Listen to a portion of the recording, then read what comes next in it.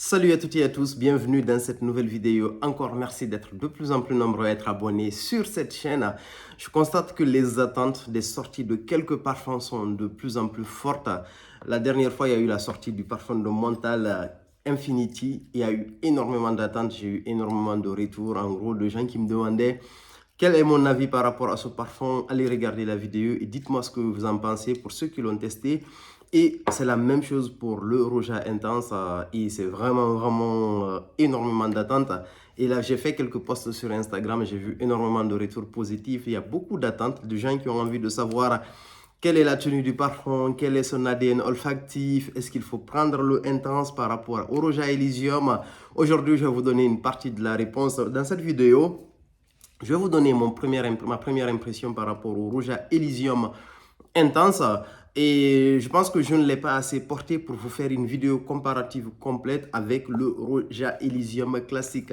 Donc je reviendrai la semaine prochaine par exemple, je ne porterai que ces deux parfums et le Roja Elysium Intense et le Roja Elysium classique pour vous faire en gros un retour assez rapidement afin que vous puissiez vous situer entre les deux parfums. On va aller directement à la vidéo. Ils m'ont livré en fait le parfum, la livraison elle est super rapide. J'ai acheté le parfum sur le site officiel de Roja et la livraison a été très rapide. Ils m'ont livré dans ce magnifique carton en fait où c'est marqué Roja Parfum. C'est un carton que je vais garder en fait pour mettre quelques échantillons de parfum et franchement je trouve qu'il est assez joli dans la globalité. Et Roja, en fait, ce que j'aime bien aussi chez eux, c'est que quand ils livrent les parfums, en fait, à chaque fois, on vous offre un très bel échantillon.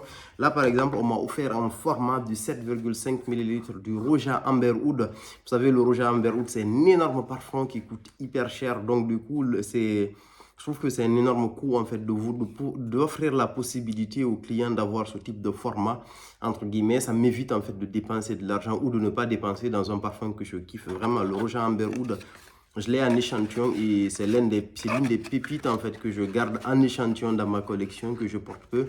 Et là, ça va me donner l'opportunité de le porter en gros dans certaines circonstances. Et en même temps, en fait, on m'a offert un échantillon du Isola Blue qui est vraiment un super parfum aussi, dont je vous ferai une review assez bientôt. Et le Roja Elysium Intense se trouve dans cette box. La bouteille, le box, il est tout blanc, contrairement à la précédente version. Et le parfum se présente ainsi à l'intérieur. La bouteille, elle est vraiment très belle. Après, c'est du Roja en gros. En termes de bouteille, je pense qu'ils font les plus belles bouteilles du marché. Ça, c'est mon avis personnel, en fait. C'est quelque chose de vraiment super bien travaillé. Déjà, pour tous ceux qui sont designers, en gros, UX, pour tous ceux qui s'intéressent vraiment au marketing, mais pour les étudiants en particulier, et même pour les salariés, qui sont amenés, en fait, à avoir, en gros, qui sont amenés à travailler sur des projets où leur créativité est appelée. Franchement, je vous invite à rechercher l'univers de Roja et sur leur plateforme web et en termes de leurs produits, en fait, niveau marketing, franchement, c'est vraiment le top du top. Hein. Et la bouteille, comme je vous le disais, très belle bouteille avec la couleur qui a changé par rapport au précédent. Moi, j'aime bien, en fait, cette couleur-là de cette bouteille. C'est vraiment quelque chose de très beau visuellement, même pour poser, en fait, dans une collection en particulier. Donc, c'est un parfum qui est particulièrement intéressant. On va commencer d'abord par les notes du parfum. Olfactivement, le parfum, il est très beau. Je mets un petit spray. Le parfum, il est surprenant en fait à l'ouverture. Moi, à titre personnel, j'attendais vraiment une sorte de... J'attendais en fait une réplique de Roja Elysium, mais dans une autre vibes. Mais j'avoue que je suis agréablement surpris. De toute façon, je vous ai fait une vidéo où je vous parlais de mes attentes par rapport à ce parfum. Donc, c'est un parfum qui s'ouvre avec une très belle note de rhubarbe. Et cette note de rhubarbe, en fait, elle est assez vite, je dirais pas domptée, mais elle est très vite complétée en gros par une note de pamplemousse en fait qui casse un peu la note de rhubarbe. La note de rhubarbe, elle est vraiment très belle. Le pamplemousse vous prend au nez dans un premier temps. C'est vraiment la note de pamplemousse en fait qui prend le dessus dans un premier temps. Après, on a cette note de citron vert. Et au fur du temps, en fait, ça se dégage un tout petit peu et ça laisse la place à la note de rhubarbe que j'ai trouvé mais absolument magnifique. Parce que la note de rhubarbe, j'adore cette note et je l'ai aimé cette note de rhubarbe à travers deux parfums. Le premier, c'est le pulpe de la maison Barreiro 2, qui est l'un des parfums fétiches de ma collection pour l'été en particulier et les fortes chaleurs. Et le deuxième, c'est dans le Encelade de la maison Marc-Antoine Barrois. Mais là, la rhubarbe, elle est hyper puissante dans ces deux parfums-là. Et c'est une note qui a du mal à être domptée. Elle prend très très vite le dessus. Mais là, par contre, en fait, on a cette note de pamplemousse, en gros, qui vient s'installer, en fait, et qui prend le dessus rapidement par rapport à la note de rhubarbe, plus le citron vert. Et ce qui est bien avec Roja, c'est que c'est l'une des marques où on distingue le plus facilement les différentes notes qui sont dans le parfum. Après, la note de rhubarbe, elle s'installe petit à petit. Moi, je pense que parmi toute la durée de vie du parfum, c'est vraiment ce petit moment-là que j'adore le plus. Cette note de rhubarbe qui s'installe. Après, on a des feuilles de violet, de la tubereuse, du baie de genévrier, du poivre noir, du bois sec et du musc. La note de musc, en fait, au début du parfum, le radoucit assez vite, en fait. Le parfum, il est hyper explosif au début, il est très frais. Moi, je trouve qu'il est beaucoup plus frais qu'intense, en fait. Je pense qu'il l'aurait appelé eau fraîche, ça allait être parfait. C'est comme, en gros, la déclinaison entre le terre d'Hermès et le terre d'Hermès eau fraîche, en fait. Ça me rappelle plus la fraîcheur, en gros, de l'eau fraîche du terre d'Hermès plutôt que de l'intensité, entre guillemets. C'est vraiment quelque chose de super frais au début et tout. Et on sent bien en fait cette note de thym également au niveau de l'ouverture. L'ouverture, elle est vraiment très belle. Mais au début, en fait, vous risquez d'être un tout petit peu dessus parce que vous allez vous dire, en fait, juste au début, au premier spray, vous allez vous dire c'est quelque chose de commun en fait. Mais alors que c'est pas du tout le cas. Au bout de quelques minutes, ça se dégage et comme je le disais, la rhubarbe, elle s'installe. En fait, bizarrement, quand j'ai mis le premier spray, tout de suite, dans la première minute, ça m'a automatiquement fait penser à un parfum de la maison Soradora, le Gladiator. Ça m'a rappelé un peu légèrement le Gladiator. Moi, je pense que c'est le pamplemousse, en fait, et le citron qu'il y a dans le Gladiator et la bergamote qui m'a rappelé ça, en fait, parce que j'ai vraiment trouvé cet aspect similaire. Mais attention, ça s'arrête juste là, au bout de quelques minutes. Après, le parfum, il évolue. Oh là là, il est vraiment, vraiment super beau au niveau de l'ouverture. Et en note de cœur, on a du muguet, on a de la fleur d'oranger, on a de la rose de mai, une très belle rose qui a tendance à s'imposer, mais légèrement. On a du jasmin de Grasse, de la tubereuse, de la pomme et du cassis. Mais vraiment, le parfum a une évolution qui est juste magnifique. En note de fond, on retrouve de la férule gommeuse, du poivre noir. Le poivre aussi, le poivre est très présent dans ce parfum parce qu'on a tendance à avoir cette petite note piquante qui revient assez souvent. On a du cypriol, du vétiver. Le vétiver, je le perçois peu en fait dans ce parfum en particulier. Après, on a du bois sec parce que la fin de vie du parfum a une fin un tout petit peu boisée. On a des feuilles de violette, on a du baie de genévrier, du benjoin. En gros, on a une certaine petite rondeur. Et ce qui ouvre aussi d'une perspective de layering en gros à ce parfum-là. En fait, tout ce qui est les parfums qui ont du benjoin par exemple, ou même les parfums qui ont un patchouli mais pas très fort. Un parfum tel que le psychédélique n'est pas très adapté en layering parce que c'est un parfum qui est très fort. Après, on a de la vanille, en gros, on a du schiste, du cuir. La note de cuir, elle est très présente dans ce parfum, mais elle vend vraiment en fond. Et c'est un cuir qui est très doux, c'est un cuir qui est assez lisse. On a de l'ambre gris, du musc. C'est vraiment un parfum qui est super beau dans la globalité. Olfactivement, ça, il n'y a absolument rien à dire. Et c'est un parfum qui est... Dans la majorité, je vais un peu vous spoiler parce que je ferai une deuxième vidéo. C'est un parfum pour moi qui est très différent en fait de Roja Elysium Intense. Très beau parfum dans la globalité, olfactivement. Maintenant, les questions que les gens se posent, déjà le sillage. En termes d'intensité, je vais être transparent avec vous. C'est pas parce que c'est une grosse marque Roja et avec tout ce qu'il y a autour, on va pas se faire duper par ça. C'est une marque, c'est un parfum où le sillage n'est pas énorme. En fait, c'est pas le sillage d'un pulpe, par exemple. C'est pas le sillage d'un God of Fire, par exemple, de la maison Stéphane Humbert Lucas. Le parfum, il est beau, il est présent. Quand vous portez le parfum, quand quelqu'un est à côté de vous, il vous sent, en fait. Vous portez un très beau parfum.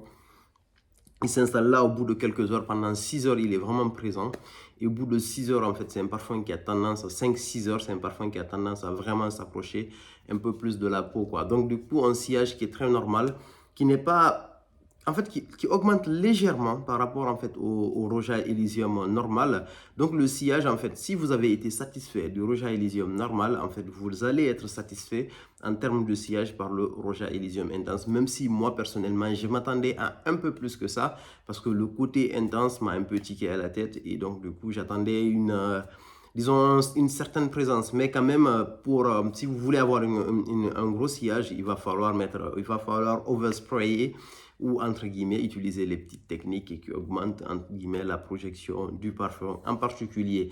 Donc, du coup, en termes de sillage, c'est un sillage qui est assez correct par rapport au Roja Elysium normal, mais par rapport à d'autres références, le sillage, il est faible. Donc, soyons transparents avec ça. Et en termes de tenue, c'est un parfum. La tenue, bizarrement, en fait, je trouve que là, c'est un peu plus frais. Donc, je ne sais pas si c'est la saison idéale pour ce parfum-là. La tenue, moi, je trouve qu'elle est plutôt bonne. Parce qu'en fait, au bout de 8 heures, le parfum, il est encore là. Moi, hier, je l'ai porté toute la journée, par exemple, du matin jusqu'au soir, par exemple, je sentais en fait le parfum jusqu'au fond. Mais après, c'est pas un parfum qui va durer 24 heures. Au bout de 12 heures, par exemple, c'est un parfum qui disparaît quasiment. Mais bon, après, ça reste un parfum de bonne qualité. Donc, vous sentirez toujours en fait le petit fond du parfum sur votre veste si vous mettez sur un habit en particulier. Au-delà de 12 heures, mais ce n'est pas quelque chose qui va tenir 24 heures. Et je ne pense pas que ce soit l'objectif, en fait, qui a été visé, en gros, sur ce parfum. Donc, moi, personnellement, je trouve que c'est un très bel essai que Roja a fait avec le Elysium Intense.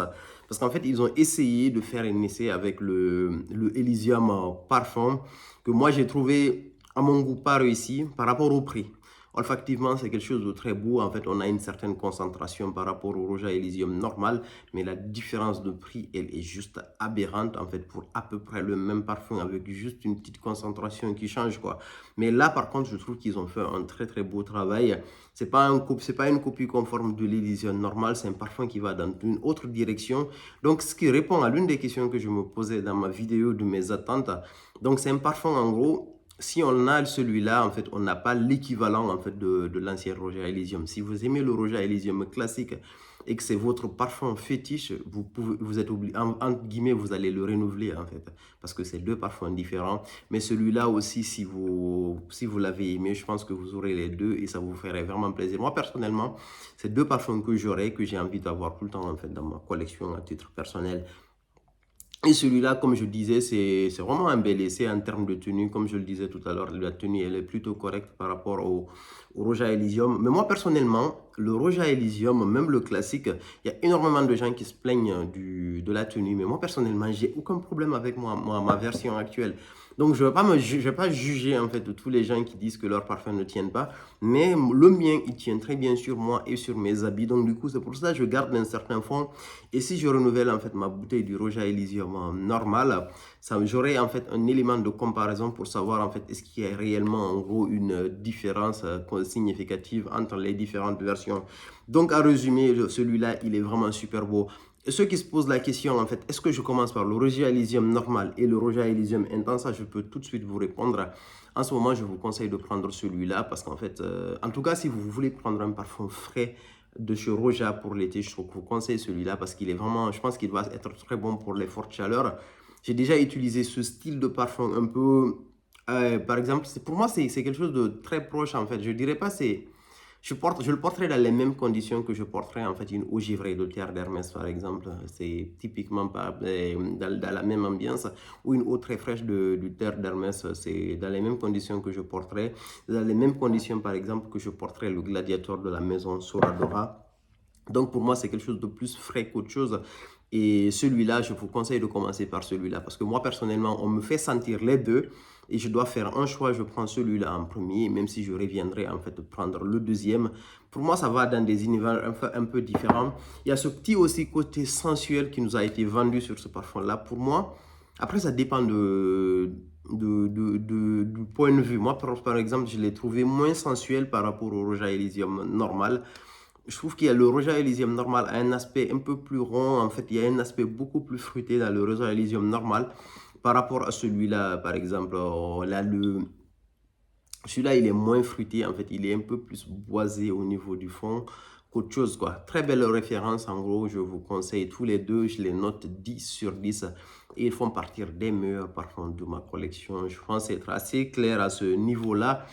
Et donc, à choisir, je prends les deux. Et si je dois absolument prendre un pour cette saison, je prends le Roja Elysium Intense que j'ai trouvé, mais vraiment super beau comme parfum. C'est quelque chose, avec un autre nom, ça aurait été encore plus adapté, mais je trouve que c'est intelligent de leur part de se calquer sur l'aspect commercial en fait de ce, comment on appelle ça, de ce nouveau parfum-là en particulier, de capitaliser, excusez-moi, sur le nom Elysium et de mieux vendre celui-là. Je trouve que c'est assez correct quoi. En termes de stratégie, c'est quelque chose de super beau et celui-là, il est juste excellent olfactivement quoi, mais vraiment excellent. Et désolé pour ceux qui cherchent la tenue et le sillage, c'est pas du tout vers le parfum vers lequel il faut aller tout de suite. Et moi, ce que je vous conseillerais pour ceux qui ont envie d'avoir un parfum qui est puissant, qui tient très bien, je vous conseille d'attendre en fait parce que là, j'ai commandé un parfum, le Nissan Achiva X que j'ai commandé depuis le mois dernier. Donc, il n'a pas été encore livré. Je pense qu'ils vont me livrer. Normalement, ils étaient censés me le livrer cette semaine, peut-être la semaine prochaine ou la semaine qui suit. D'ici la fin du mois, en tout cas, je l'aurai. Et je ferai une review où je vais comparer en fait le Roja Elysium Intense et le Nissan Achiva X. Et cela, en fait, vous pouvez vous préparer en fait et vous saurez vers lequel aller. Voilà ma première impression sur ce parfum-là. Pour ceux qui l'ont essayé, n'hésitez pas à nous dire ce que vous en pensez en commentaire et n'hésitez pas également à vous abonner en fait sur le compte Facebook, le groupe Facebook dont le lien est en description en fait et continuez à soutenir en fait la production de ces vidéos. Merci beaucoup. À plus pour de nouvelles vidéos.